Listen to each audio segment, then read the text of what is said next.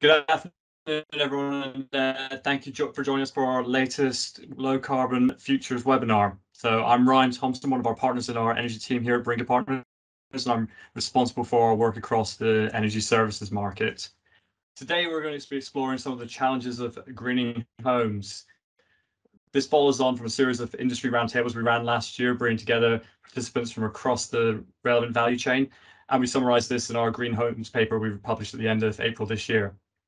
We're going to discuss some of the key themes from that paper, and I'm delighted to be joined by some real experts in this field. Today, we're going to be walking through the overall market opportunity, how we help mobilize the supply chain, some retrofit options, and how we help unlock the value of the supply chain and of investment into this space. So from my team, I'd like to welcome Becky Teasdale and Dan Bolton, who published the paper. And we're also really lucky to be joined by Kate Harris, who's Director of Partnerships at Checkatrade, and Andrew Rendel, Senior Investment Manager at Legal & General Capital. We've got the chat function available today, so please raise any questions as we go, and we'll have some time at the end to address as many of these as we can. And if it's very relevant, I'll pick on it at the time and raise it. So without further ado, I'll hand over to Becky to get us started on the opportunity ahead. Thanks, Becky. Thanks, Ryan. I'm going to cover when decarbonisation is going to happen, but what the customer needs to decarbonise their home, and how does the market efficiently service this need. It's estimated that it will cost around £250 billion to decarbonise the UK's 29 million homes, offering market participants access to large new revenue streams, creating exciting commercial opportunity for businesses. It requires mass replacement of traditional fossil-fueled cars and boilers, retrofitting double glazing, insulation, solar and heat pumps, which will give rise to new market opportunities for providers of these technologies and the electricity they consume. The UK market is particularly attractive given its size and favourable market dynamics. There is no doubt that greening the UK homes is a stretching goal. Policy will be a key factor for the speed and direction of travel, but alone, this will not be enough. Industry investment and collaboration can speed up the development of the ecosystem. This market's evolving, and we see three distinct time horizons to home decarbonisation. The Horizon 1, the early 2020s, publicly funded energy efficiency projects for social rental sector and low-income households is a real here and now opportunity, and will also help reduce fuel poverty. The focus should be on fabric upgrades to meet EPC, particularly in the rental sector, and use schemes like ECO and LAD to better understand the market, to test partnerships and support the development of the supply chain. We're typically seeing EVs as the first energy asset into the homes, with solar penetration also on the rise. Horizon 2 is the mid to late 2020s. A number of trigger points that will support the market arise here. So you've got new build housing market, early adopters from the owner-occupied segment, and the off-gas grid properties for whom it is intended new fossil fuel heating systems will be prohibited. So, for example, no more oil boilers. We'll have mandatory half-hourly settlement introduced, which will allow more flexible tariffs for customers. And we expect to see the heat pump supply chain really improve during this time horizon as demand increases significantly, with around 200,000 new build properties each year that cannot install gas boilers from 2025, although we do expect that gas boilers will still remain the dominant choice, and building fabric upgrades to meet EPC standards will remain key. From 2030s onwards is when Horizon 3 comes into play, and this is where greening homes becomes much more mass market, with greater penetration in the owner-occupied housing stock, as energy efficiency regulations and increasing public awareness of the challenge, combined with the falling cost of new technology, drives at an ever-quickening pace of the transition to a greener future. The gas boiler ban should be in place or imminent, and we'll expect to see mortgage lenders particularly focusing on their green finance support and incentives to really de-risk their mortgage books at this time, although this will have started in Horizon 2. So the three horizons show the pathway to transitioning to a green home future. Preparing for a low carbon future is a here and now opportunity and will be used to prepare for the mass market for whole house decarbonisation. The opportunity to test and learn to be ready for this growing market is right now, and there is money to be made today. But importantly, there's also the chance to be ready to be very successful when the market size is much bigger.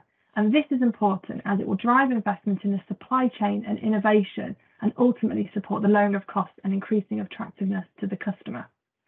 Building successful supply chain and creative tailored customer propositions that customer values, testing partnership opportunities, and refining operating models will all be needed. Can we move to the next slide, please, Jen? The customers don't always see the value of green home installations. Coupled with both a lack of customer demand and awareness, it makes it a very challenging market. So we need to address what is stopping organisations from developing compelling propositions and what needs to be achieved for the market to be more confident to place these bets. So how can we better use these customer trigger points? The trigger points of buying a home, renovating this home, renewing their energy supply, for example, to tackle these barriers. Who can and should be holding that customer relationship end to end to simplify this for the customer? To do this, it's going to require substantial investment in energy efficiency, networks and renewable generation, and a sizable skilled workforce to tackle the retrofit. The collaboration between a number of parties is needed, between the energy services companies, the retailers, the network companies, the banks, the manufacturers, and others in the supply chain is really necessary to develop the propositions that resonate with customers and safeguard the benefits from the energy efficiency and low carbon assets. Next slide, please. What's the answer? So personalised, seamless, and intuitive customer experience is a must-have. And Baringa's view is that a one-stop shop platform which provides customers with a single point of contact for the home energy services products will be the most successful. The market today is complex with multiple touch points, and this complexity multiplies with every asset a customer has. Today, the customer is being handed off to a number of different parties, and this creates a really fragmented experience. But there's an opportunity to simplify this complex market for customers and build an end-to-end integrated ecosystem proactively managing the customer. This means you need to clearly understand the customer needs and their motivations and develop propositions that can deliver this, from asset provision, financing, to helping customers access government incentives and grants available, to help them look after the asset and use them optimally through flexibility and time of use tariffs. And the market success will be for those who offer customers easy decisions with straightforward propositions that can create long-term customer relationships. In summary, monetize the here and now opportunity to create propositions that are engaging to the customer and really drive that decarbonised agenda. Prepare for the medium and long-term horizons alongside what you need to do right now, and create a compelling route to market, so a one-stop shop service that will enable you to deliver these propositions successfully. I'm going to hand over to Dan now, who will talk through the value of Flex in driving the Green Homes agenda. Thanks, Becky. Afternoon, everyone. So I'll be talking now about the role flexibility value could have in the Green Homes puzzle, drawing on some recent analysis we did looking at the potential value to households of monetizing the flexibility of electric assets in the home. So obviously a key pathway for greening our homes is electrification. As we install more solar panels on our roofs, move from ICE vehicles to electric ones, and from gas boilers to electric heat pumps.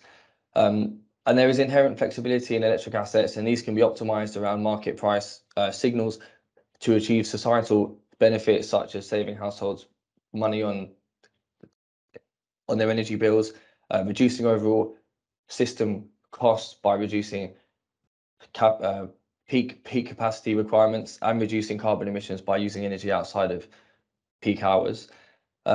So here we've run some analysis looking at some scenarios for two different types of household archetypes. One is with a typically sized rooftop solar system, and one is without solar. They both have an EV and charge their EV overnight. So we're showing the potential savings here of, firstly, smart charging versus a counterfactual of just dumb charging, essentially. So you're not optimizing the hours specifically that you're charging the vehicle, and using the vehicle using the vehicle battery as vehicle to grid. So essentially having a bi-directional power flow and using it to offset grid imports.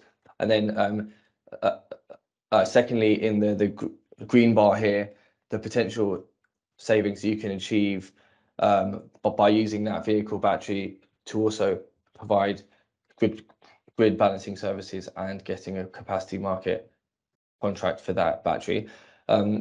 So we've assumed pricing here from currently available time of use tariffs in the market, and we're showing the average annual value between 2022 and 2024.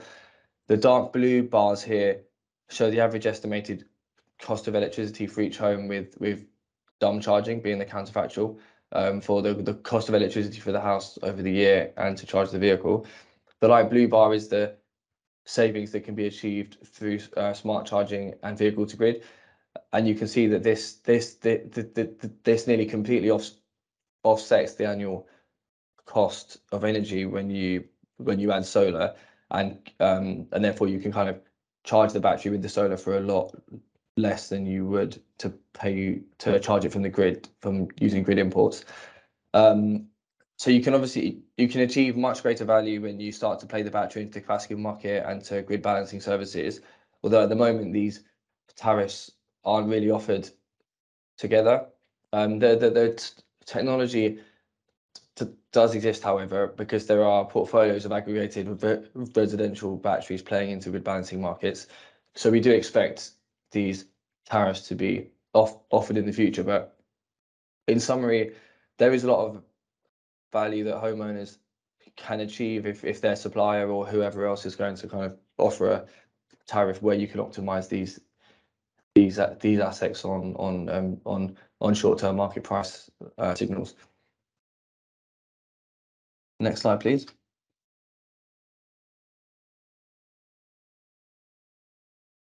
So there are obvious benefits to households and the wider supply chain of unlocking this flexibility value, and we believe that offering customers this value will be key to winning a greater share of the future green homes market, which is estimated to be worth around £250 billion to get all households to net zero, for example, to 2050, and that's not including the extra electricity that will be needed to supply the additional assets, for example, as well. So obviously there's lots of money to be made here by people that are participating in the market. Households will be able to save a lot of money on their energy bills, with suppliers and other organisations taking a share of the value. That's one obvious benefit. Financiers and mortgage lenders can benefit from reduced credit risk and additional loan value, as people that are taking out lines of credit with those organisations have more disposable income and are reduced risk of defaulting on loans and on mortgages.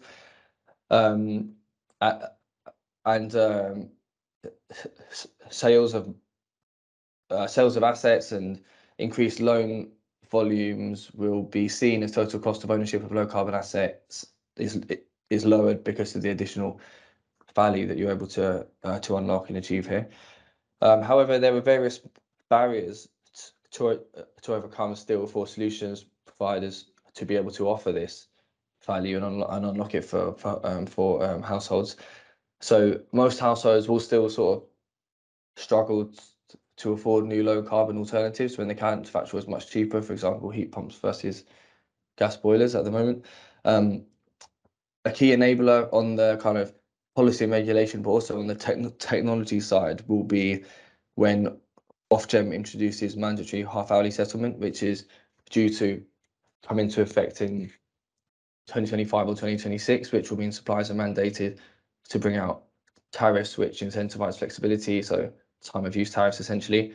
And these can look kind of a variety of different flavors, but it should give rise to more innovative tariffs and loan products to help customers with the uptake of low carbon assets. And obviously the current smart meter rollout is a key enabler of those as well. So In summary, there's lots of value to be generated for both households and the supply chain, for those that can navigate the current challenges of the market. Understanding the opportunity and also the barriers is key to developing your own business strategy for how you're going to win in this market as it continues to develop. Thanks, Dan. We're going to hand over to Kate Harris now from Checkatrade to discuss some of the opportunities and challenges around getting people trained and into this market. Kate, over to you. Great, thanks Ryan. Thanks for having me today, everybody.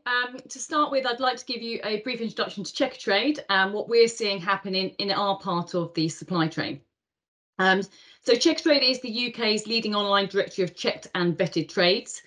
We match homeowners with quality trades on demand and online. By doing this successfully, consumers keep coming back again and again, and we deliver more high quality leads to our tradespeople. In FY22, reported home 47,000 trade members across 70 trade categories, and some of the biggest of those being central heating engineers, roofers and builders. Within heat pumps and insulation trade memberships, we've seen a year-on-year increase in the region of about 20%. So trades are our customers and consumers are too.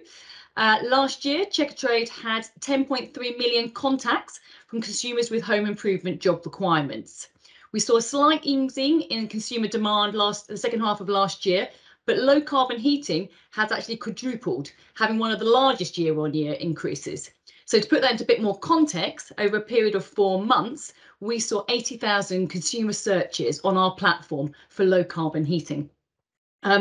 So there are many challenges associated with obviously with the net zero transition. Balancing trade supply and consumer demand is a critical one, which leads me on to talking about some of the challenges and areas of focus for us as a business. So in terms of the challenges, the construction sector across all current trade categories is pivotal in making waves across our net zero targets. A report we commissioned at the beginning of this year showed us that the housing improvements and repair work is projected to grow strongly, and that's supported by the high level conversion of non-residential premises to residential use, and of course the investment to improve the energy efficiency of the housing stock. But whilst construction output growth is rebounding really, worker availability is of massive concern. Brexit and the pandemic exacerbated the decline in EU nationals and added to the skills shortage. The construction workforce is ageing, with over 1/3 of workers being over 50 now. We estimate that to expand the workforce as well as replace those that are leaving the workforce, the sector will need to recruit just over 1 million people by 2030. The demand for electricians and plumbers to see the largest absolute increase by 2030. We believe the net zero transition will of course create multiple opportunities for us to support our consumers to improve their homes and adapt solutions that will create value for them as well as reduce their climate impact. But consumer education, as someone spoke earlier, is actually really still too low. Out of a panel of 2,000 panel survey that we conducted last year, 45% they said they weren't interested in undertaking green home improvements, and 60% think that costs are too high or do not deliver enough of a return on investment. Many consumers don't know about the alternatives still, and they don't realise that their home is a key green offender, and too many consumers do not know their home's EPC ratings. Without increased consumer demand, there is no push for trades to adopt these newer ways of working, and the supply chain will halt. But when consumer demand is there, parts of the supply chain will be chasing to find the right skilled and qualified trades to complete the work, which is why our focus is on working with the private trades training centres. So if we just look at a heat pump engineer, for example, to become a fully trained heat pump engineer, a new trainee must first qualify as a plumber or gas and oil heating engineer before attending a heat pump specific training course. This makes it particularly difficult for the heat pump industry to attract newcomers with no previous experience into the industry. And this is why attracting and growing the current services and the current trades that are out there is still so important. We cannot keep talking about the fact that gas is a dead trade. But unlike with gas boiler installations, where an installer is required by law to be registered as a gas safe register, heat pump qualifications certifications actually aren't mandatory. This means that the type, cost, duration and quality of the training can actually vary a great deal. So as a business that focuses on promoting quality tradespeople, we know that good training is critical. Checkatrade has partnered with 3 private training providers already, specifically in plumbing, central heating and electrical sector, to help attract new trades and give them a more straightforward route to finding work and getting experience. But our focus isn't just on these trade categories. We're keen to expand our partnerships into the wider construction sector, which is why in spring you will see the launch of TradeUp. TradeUp is a not-for-profit organisation, and it's created with the objective to instigate large-scale societal change through the empowerment of individuals to run their own trade business and to become skilled professional working trades. Checkatrade will build strong industry partnerships with a network of high-quality trade training businesses, trade associations and certifying bodies to encourage and enable individuals from all walks of life to retrain and learn new skills in a trade, focusing on those adults who are career bridging from other sectors. The objective is to double the number of adults in the UK retraining in a trade via a private training provider from 10,000 to 20,000 a year. Now, there is an intrinsic link, as we know, between consumer demand and the green trade supply. And as we journey through this, there is a need to be better coordinated activity. And I guess that's ideally with government support, but focus on consumer and trade education. This would give those is beneficial, because this is what will give those trades that do adopt the green ways of working a really key advantage. And that's it from me. Okay, thank you so much for that. Amazing stuff. We're going to hand over to Andrew now, who's going to provide us with a bit of a view from the investment side of the market in terms of what we're seeing in the green home space. Thanks, Andrew. Very good. Thanks, Ryan. And thanks, everyone, for having me here today. So I'm Andrew. I work at Legal & General Capital in the clean energy team here. Legal & General Capital is the direct investing arm of Legal & General. So that means that we invest directly from the Legal & General balance sheet into companies and infrastructure across the UK, Europe and North America, and potentially looking further afield as well.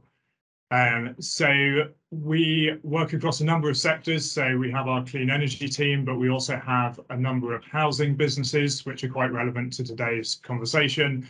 We have a digital infrastructure team, and we have a venture capital investing arm as well.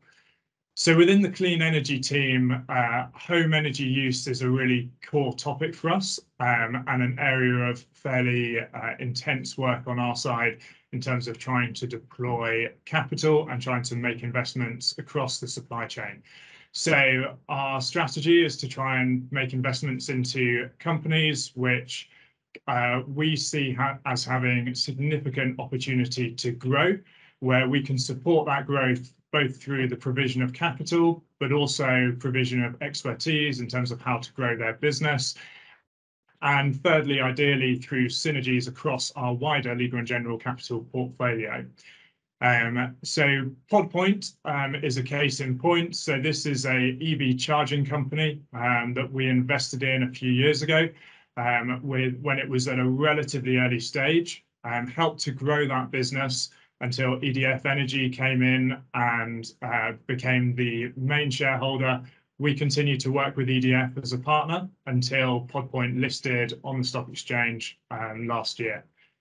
2 years ago, we invested in the Kensa Group, that's the UK's largest supplier of ground source heat pumps, and we have been working with them since to continue to grow the business. They've been experiencing rapid growth, as everyone in the heat pump sector has been. And just this year, we announced that we were going to invest a further 8 million to continue to support their growth over the next few years. So I talked about how we like to find synergies between the companies that we invest in and the other parts of our portfolio. So these two give a really good example. Millfield Green is aiming to be the UK's first net zero carbon retirement community when it comes into operations. So it's run by the Inspired Villages Group, which is a part of Legal & General Capital that provides retirement communities. And it will be heated with Kensa ground source heat pumps. That's in all of the residential units, but also in the commercial units where there are shops, restaurants, swimming pools, gyms, etc. And there will be EV charging provided by PodPoint on site as well. So it's a really nice example of where one of our housing businesses has come together with a couple of our clean energy domestic energy businesses as well. More recently, at the end of last year, we invested in Zero Energy. Zero is a company based out of Cardiff who have deployed a range of solutions. And this comes back to Kate's discussion earlier around the one-stop shop. So Zero can really help consumers, housing associations, local authorities to guide their housing stock through the journey towards net zero. So they work with both new build housing, but also increasingly on the retrofit space to provide owners, landlords, and tenants of housing with a route to decarbonize their house, to understand what improvements they should make, what they could make, and what's the best order to make those with. Zero already has a great relationship with Kenza, so the two had been working together well before Legal & General got to know either of them, and we see lots of potential future synergies for them, and also hopefully in the near future we'll be able to share details of exciting projects where Zero is working with some of the other Legal & General housing businesses which are listed across the bottom of the slide there. So that hopefully gives a view of Legal & General's housing energy investments, and I'll pass back to Ryan. Thanks, Andrew. That's really helpful. We've got some time now for a bit of Q&A, and you can post any questions you've got for the group in the chat box, which should hopefully everyone's got access to. While we're waiting for a couple of those to come through, maybe I'll kick us off. Kate, one for you first. You mentioned there's no accreditation around heat pumps. What type of accreditation or oversight would you like to see in the market to try and help drive that consumer confidence? I guess we saw a similar thing with, lack of confidence on solar installers, etc. So what would that look like from your perspective? Oh gosh, Ryan, that is a question I'm not entirely sure I'm qualified to answer. And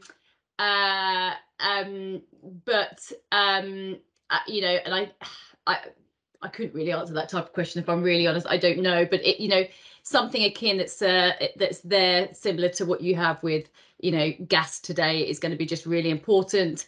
Ensuring that it's not just a one-off accreditation that you get. It's you've got to permanently kind of almost go back and retrain on an annual basis that we see in the regulated markets for gas and electrical, just to ensure that level of quality is always there. We know that heat pumps specifically is complex. It's complex for consumers to understand. In fact, it's really complex for trades to understand. To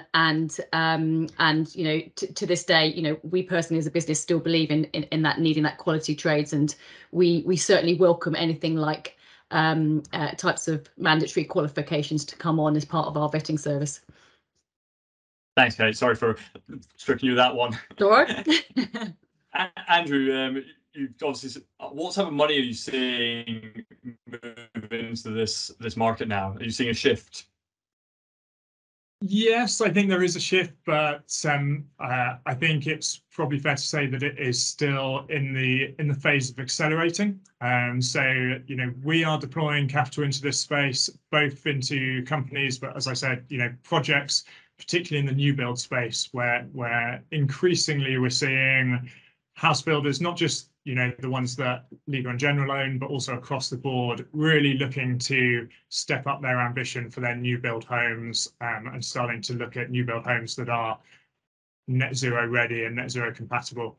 And that's direct capital deployment into net zero compatible homes, which is exciting to see and has been a long time coming. What we're not seeing yet is probably the large-scale capital deployment across the retrofit space. So there's lots of really exciting pilot projects, lots of very exciting test and learn type projects, bits of capital being deployed here and there, particularly with government support. But what we're not seeing is large-scale rollout on a sort of institutional scale. Becky, maybe one from you, from Anna in the chat. Sort of, what type of players do we think are best poised to tackle this sector? Is it utilities, insurance companies, new challengers? I know it's something we've been looking at. Yeah, I think it's a really interesting question, and certainly we're seeing interest from right across those sectors. I think there's a role that the energy suppliers and utilities can definitely play here, particularly, they already have access to a very large customer book, and they're, and it's obviously looking at how do they use energy differently in their homes. But equally, we're engaged with OEMs, with the mortgage lenders, the banks, and other organisations who are looking at entering this market, perhaps as they see it as an adjacent market to where they are today. And I think, kind of taking that step back, what we're seeing as being quite successful are those that really put the customer first and think about how do they manage the customer through that process end to end. And some really interesting business models starting to emerge kind of across Europe here, where you're seeing real investment in a supply chain initially, to build up that credibility and their capability, and that to become a trusted brand that customers know they can rely on. One example we're seeing is a company called Atovo.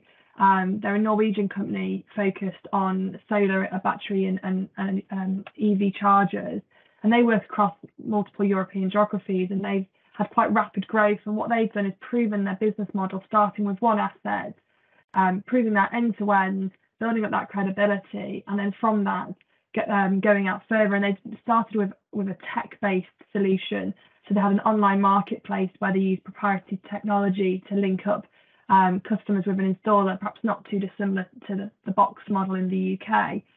And so you can see how different organisations can all play a role here, and really start to create value, no matter kind of what business they are. Thanks, Becky.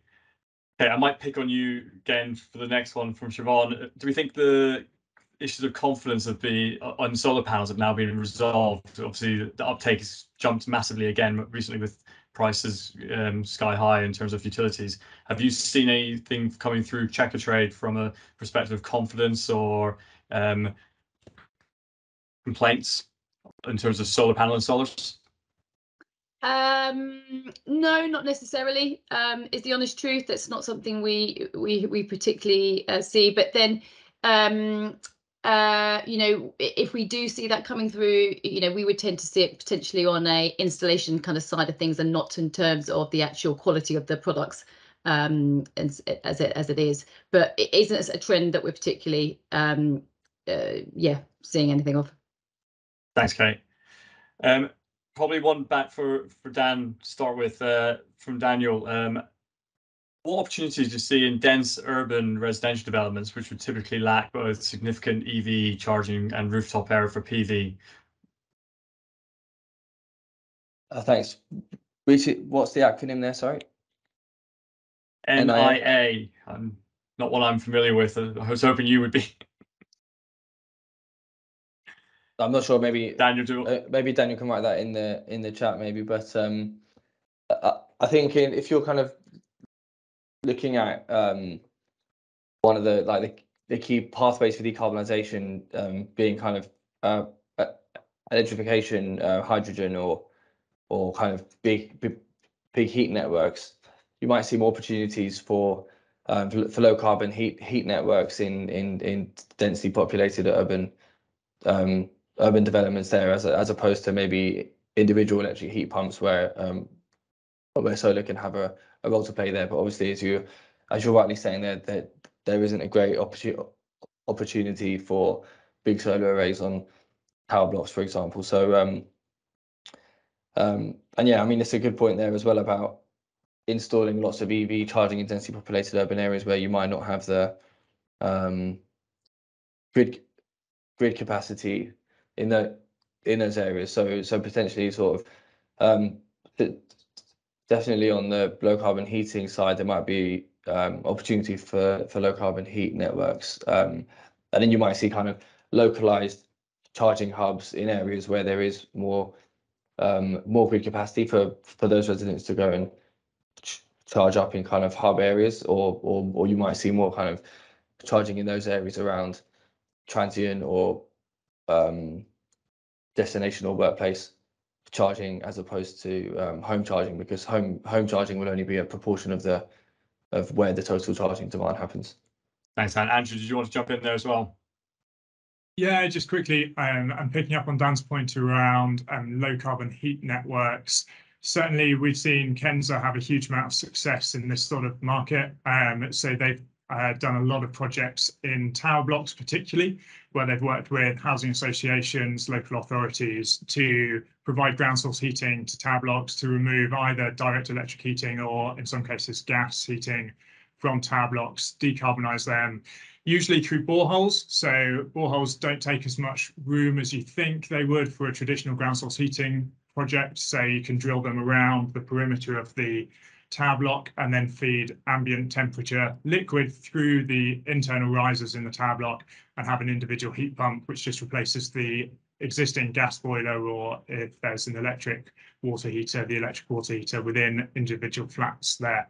So it's a nice kind of neat solution. Traditionally, everyone's thought of ground source heat pumps as the solution for big country mansions with a lot of space where you can dig a big trench. But if you dig that trench vertically, drill down, put a borehole in, then they're actually a really good solution for dense urban areas where you don't have the space or capacity, or you have noise concerns around an air source heating solution instead. Thanks, Andrew. Really helpful. Kate, another question, comment for you from Agility Eco around if they found it much easier to kind of upskill engineers from existing gas heating engineers. Is that something you're also seeing from a Checkatrade perspective?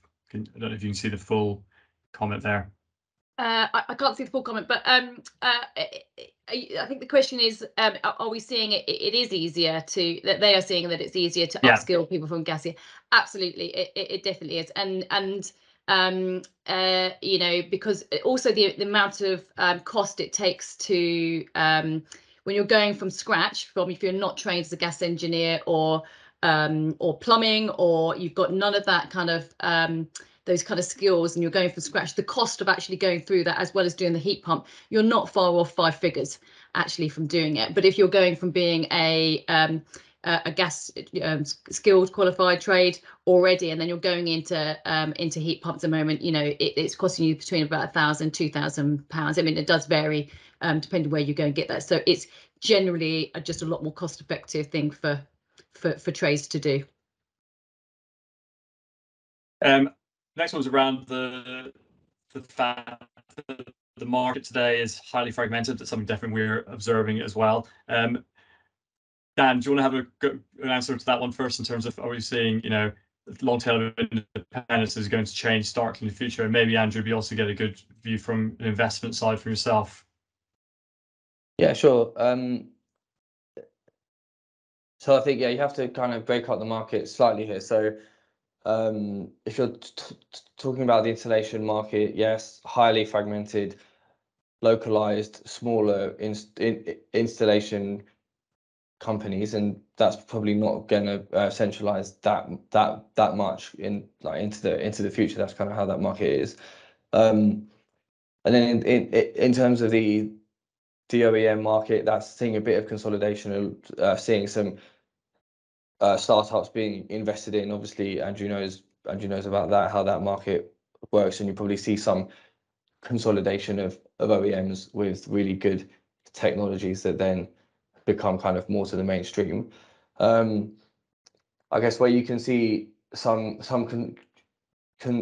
consolidation in the Internet of Things and the IT infrastructure that's required around flexibility and how to unlock the flexibility value. When you have much more electric assets and much more time of use tariffs, what the market sort of needs from an IT perspective that doesn't really exist yet is someone to come and play a more central role in aggregating up all of these assets and then trading these assets on the market. So there's organizations that you wouldn't really think are doing this and are looking at this area thinking, can we play the role of the kind of the nationwide aggregator here and become sort of a more centralized way of aggregating assets to then sort of plug into the suppliers to do trading, or even do the trading on their own. So I think in different parts of the value chain, you might have more centralization, and in some parts it works well for it to be more disaggregated. Andrew, you mentioned that a lot of investments you're seeing are still sort of maybe quite subscale. Is this part of this fragmentation, and are you seeing a shift in there? So I'm not sure it is actually, and I challenge the question slightly in that I don't think it's actually going to change that much in the future. I think the companies that will be successful in the future are often going to be those who can engage with that fragmented marketplace, engage with the trades that Kate works with, and provide them with a really sort of smooth product or service that they can then deliver to consumers on the ground. I think companies who want to come in and own that whole delivery and provide that themselves through an employee base. There may be some. We've obviously seen huge success from people like Pimlico Plumbers, but I think there will continue to be a huge range of independents. And I look at my experience with Kenza. So they intentionally design their products and their approach and their manuals and things so that they can be installed by trades on the ground with a relatively little additional training compared to where they are in terms of installing gas boilers. And that's the ambition. And they want to make it a very straightforward move over so that the existing trades on the ground can then upscale and start installing Kenza heat pumps instead. Similarly, Ciro are working to provide consumers with a guide to how they can get make the home upgrades that they need to, but without necessarily trying to dictate or make that point of sale in terms of who's going to be providing that. So I don't think there will be a huge change. I think we're still going to be reliant on people, the existing workforce, and as Kate says, hopefully a lot more new trained workforce. There's a real gap. We do need a lot more installers, but in terms of the shape of that installer base, I don't think it's going to change hugely. Thanks, Andrew. And maybe just time for one more question. Sarah's point on getting out to 600,000 heat pumps by 2025. What can we do to ensure the social housing sector helps with the skills agenda? Becky, maybe you could have a go at that one.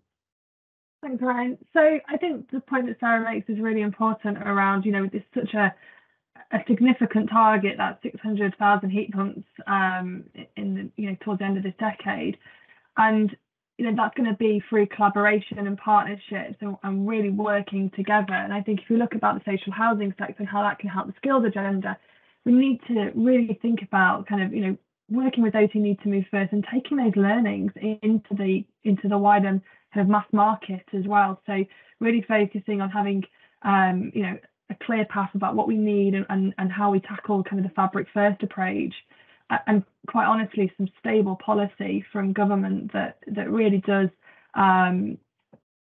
give the confidence into the supply chain that this needs to happen, and that the funding and the incentive schemes are there.